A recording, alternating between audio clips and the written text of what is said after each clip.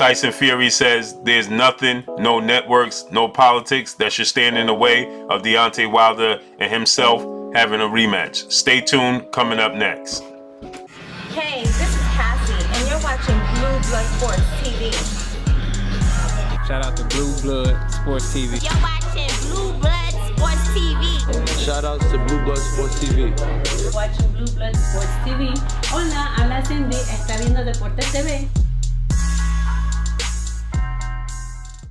What's good, YouTube? It's your boy, Blue Blood Sports TV, back at y'all with another one. So, Tyson Fury takes to social media, responds to all the criticism and the backlash he's been receiving for not taking a fight with Deontay Wilder. Looks like the fight is going to fall through.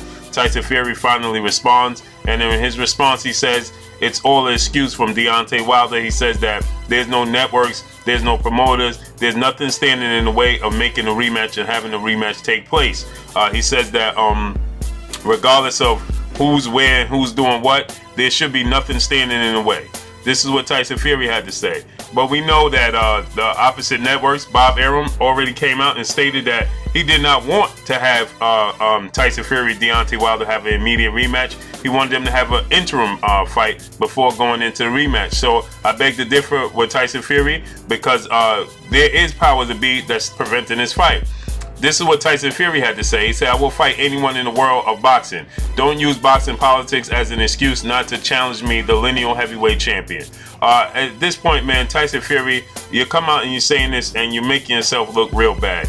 I just have to be honest at this point in time, and I like Tyson Fury. I like what Tyson Fury stood for. I think that Tyson Fury was a stand-up guy. I thought Tyson Fury was a man of his word. Tyson Fury was offered a 50-50 split for a rematch, and Tyson Fury held on to that contract for a week. I mean, I can't blame him to do what's best for him and his future and his family.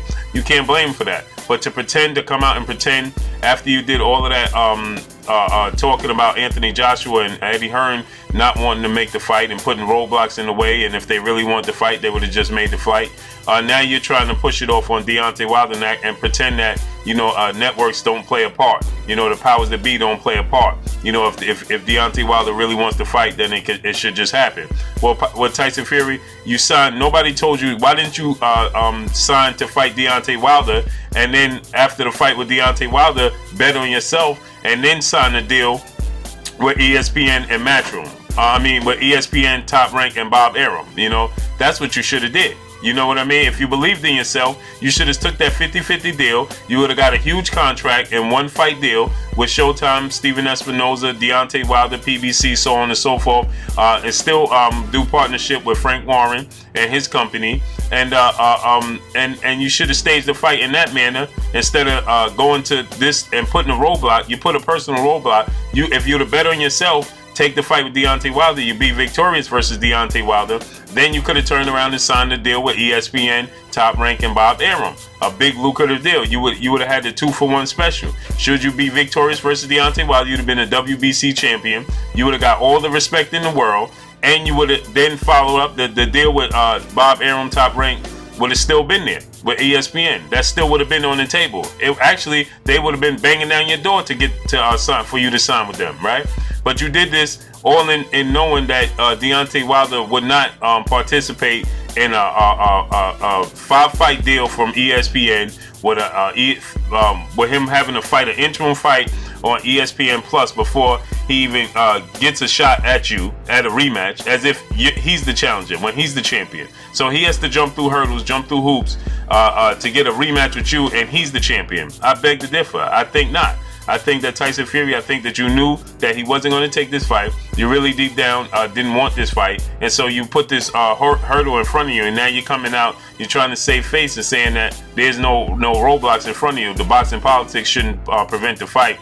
And Deontay Wilder's the one preventing the fight. When you went over in the middle of negotiating with Deontay Wilder, Steven Espinoza, PBC, Al Heyman, and so on and so forth. In the middle of doing so, you went over and was negotiating with Bob Arum and Top Rank and ESPN at the same time, right? So you were two-timing, right?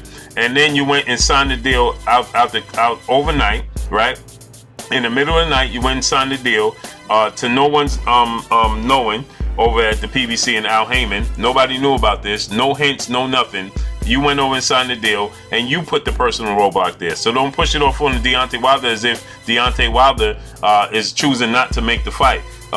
He was a free agent. You was a free agent. You guys should have signed the fight, have the rematch, and then you could have signed your deal with Top Rank and Bob Arum and ESPN if you would have bet on yourself. But it's clear that I'm starting to see that it's clear that Tyson Fury didn't believe that he could beat Deontay Wilder. That's why he didn't bet on himself. You know, he got the sure thing, and kudos for him. He had to secure his family himself, you know, and blessings to him.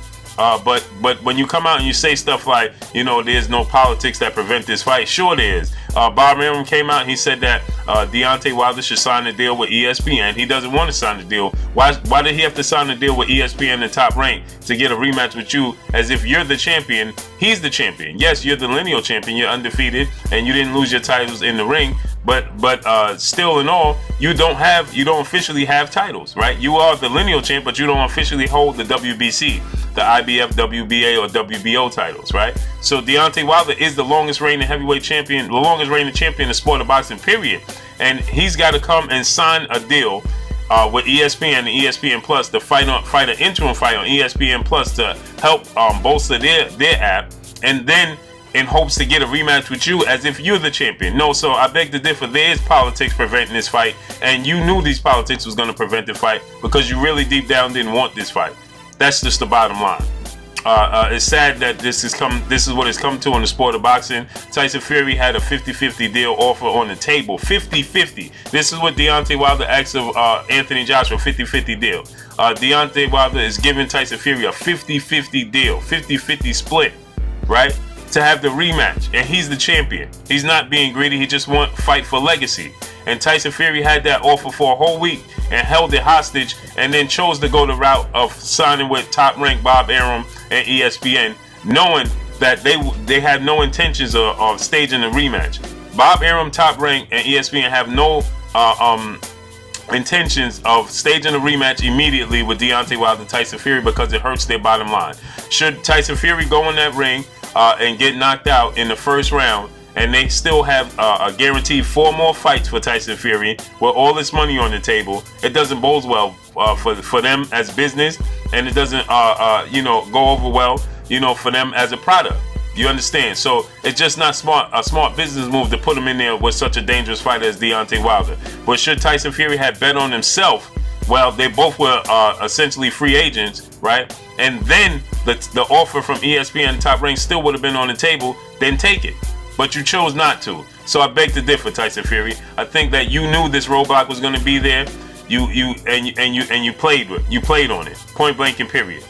So now Deontay Wilder is going to be forced to go the route of facing Dominic Breazeale. Tyson Fury is probably going to face the likes of, I gave you 3 fighters, Joseph Parker, Joseph Parker. You have Kubrat Pulev, and I forgot the other guy's name right off of hand, but you know, the guy that beat Brian Jennings. Excuse me, I'm brain farting right now, but it's all good, man. Anyway. Tyson Fury, Deontay Wilder rematch will not be happening anytime soon. Tyson Fury knows this. Tyson Fury is a very smart man. Tyson Fury knew that these politics that he's talking about shouldn't stand in the way, and blaming Deontay Wilder. You knew these politics was going to stand in the way, point blank and period, Tyson Fury. And I'm disappointed in you, Tyson Fury. I'm hella disappointed. But that's all I got, man. Let me know what y'all think. Drop a comment in the comment section. It's your boy, Blue Blood Sports TV. Hate, like, comment, and subscribe. If you haven't subscribed, hit the subscribe button, hit the like button, hit the bell icon to get all the new notifications. Follow me on Instagram at Blue Blood Sports TV, all one word. You already know what it is. Shouts out to the entire LDBC. Shouts out to New Media. Shouts out to Black Media Row. Make sure you like and share these videos. That's all I got for y'all. Peace. To Blue Blood Sport TV, baby, from the Empress. Much love.